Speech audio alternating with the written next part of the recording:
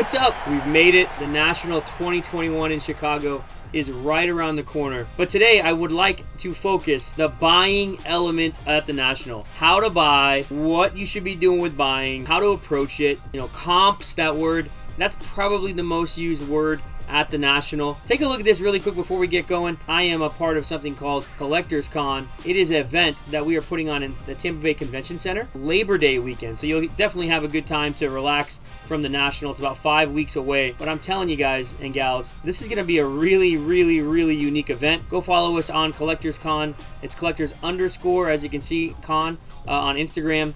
We have a Facebook page that we launched as well. We just are going, well, I can announce it to you now, but PSA is going to be on site. Yes, PSA is going to be on site doing autographs, Funko Pop encapsulation, and we're even going to have a way for people to submit to PSA on site as well. It is going to be quite a wild ride. I encourage you, if you have not made plans, you should come down to Tampa Bay. 400 plus tables, sports cards, comic books, and Pokemon, and we're looking to grow from that. So if you can think of the world of card shows, Comic-Cons, combining into a collector-specific convention that is going to be, and I believe it, going to be a national level convention with autograph guests that we're still announcing. You got some really cool things to come with that as well. I would love to see you out there. September 3rd, 4th, and 5th.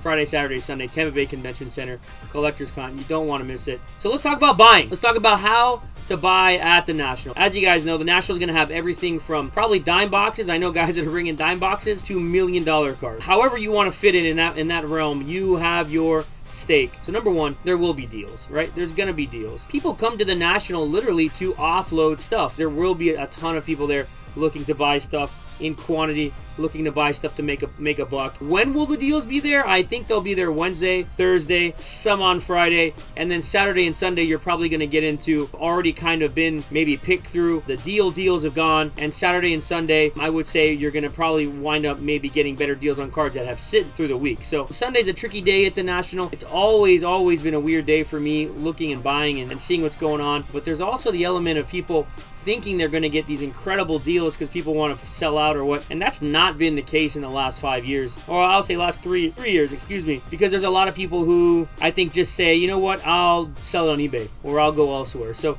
I think if people stick it out that long, they're not usually as willing to blow it out on Sunday. Maybe I'm wrong, maybe there will be. Alright, so one thing I want to tell you about buying that I think people forget is a lot of people don't think about the dealer's side. Just treat it as this. It's a playing field where they have a card you want and you want to buy that card, right? I encourage you to consider the perspective and the POV of a dealer. And here's why. Everybody and their mother is going to be selling at this event. If a dealer can't buy something at a fair price from somebody and they keep getting beat up from that side of it where people are wanting 85 and 90% of comps and it's not making any sense to buy that card, and there's some cards that may make sense to buy at that rate, you're trying to buy from them at 70% or 75% or whatever, you got to take that into mind. I mean, it does make a little people perturbed. There is a split to that, right? The dealer is somebody who's seen at the National. If you're at the National this year, I would venture to say 90% of the people that are there are going to be professional and they're going to have high expectations. The other 10% might be people who squeaked in or who just want to get a case and whatnot, and that's cool. Maybe you'll find those people as well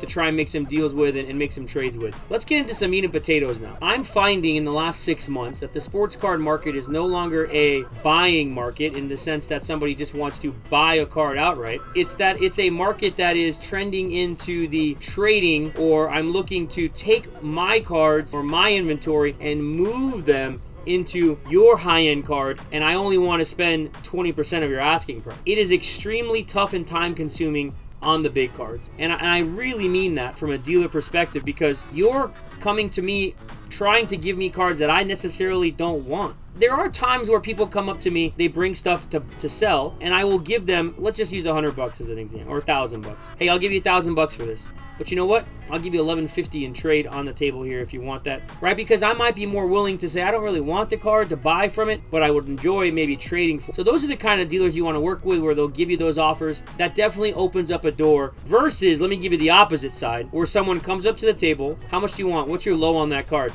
Beats you up.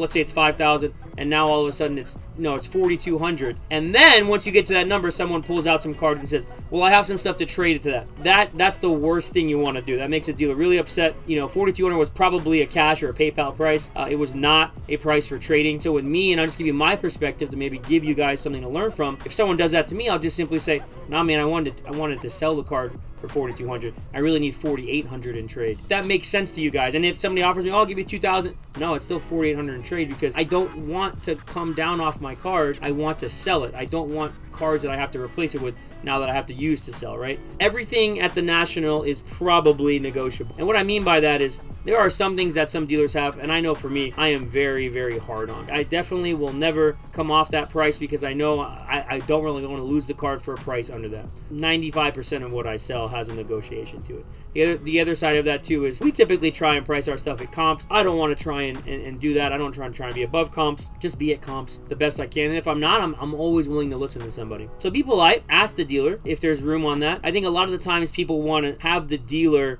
say, this is my rock bottom on that. And a lot of these dealers are not going to do that, or they're going to give you a price that's not their rock bottom. So here's the best way to do it. Go up and you want to buy a card and you see what the price is on it. Let's say it's $500. You don't want to pay $500. Last count was $450. Just offer the dealer a price. Say, hey man, would you take $425 for this, or $400, or whatever you want to pay for it?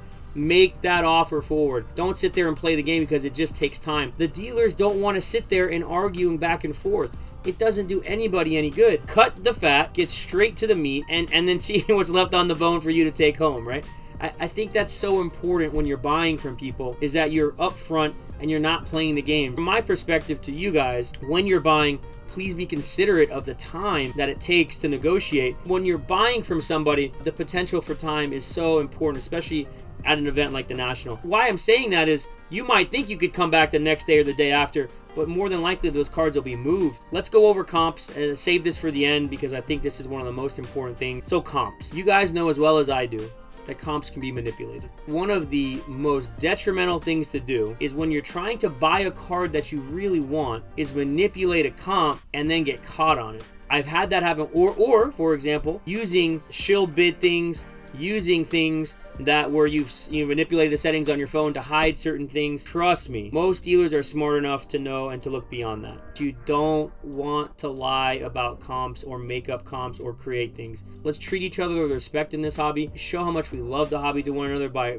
with that mutual respect. And let's just try and be fair to one another. I think that's the key. With comps, make sure you're looking at things like 130 point to find the offers, not just an eBay sold listing, because we all know that the eBay sold listings, whether they're crossed out or they're not, they could be wrong. Make sure you're looking at a slab stocks, comp or a graph, or maybe you're checking out, some things on TerraPeak to get the eBay data from the last year. Utilize the right sources. You guys know all of them. There's tons of them out there, but be fair about it. And I say this because I feel it's the most accurate statement. There are comps and then there are true comps. And if you're somebody who doesn't stick to true comps and you stick to just comps, you're going to be found out, and you don't want that reputation in this hobby. I've seen it many times. Now, are there times when, I might price a card 5 days before a show and a new comp comes up? Yes, that happens. I hope and pray that you guys realize that the people who are coming to the National with all of this inventory out, hundreds if not thousands of single cards that are all expensive, and the comps fluctuate daily, there's no way we can have the accurate comp from today. It's just no way. We make mistakes. We're human. Things happen. The market changes every single day. That's why I think people like it, because it is so wild. So that's it for this episode of Meely Socks. This is part 4 or 5 of the National Series, and hopefully I gave you a little bit of incentive. Hopefully I gave you a little bit of knowledge on buying. I'd love to hear your thoughts on it all as well. I recognize that there are things that I may be saying where you might have touched a button or brought up some emotion because you were maybe mistreated by a dealer, and I'm sorry. I'll apologize for that right now. There will be times at the National people are going to have confrontations, and you're going to see that. For the most part, most people in this hobby are genuine. You can talk to them, okay? Have fun at the National, guys and gals. Come see us. We'd love to see you, and we'd love to talk to you. And other than that, man, I am stoked. Wait till episode 5 comes out. We're going to have a good time with that as well. All right, everybody. See ya.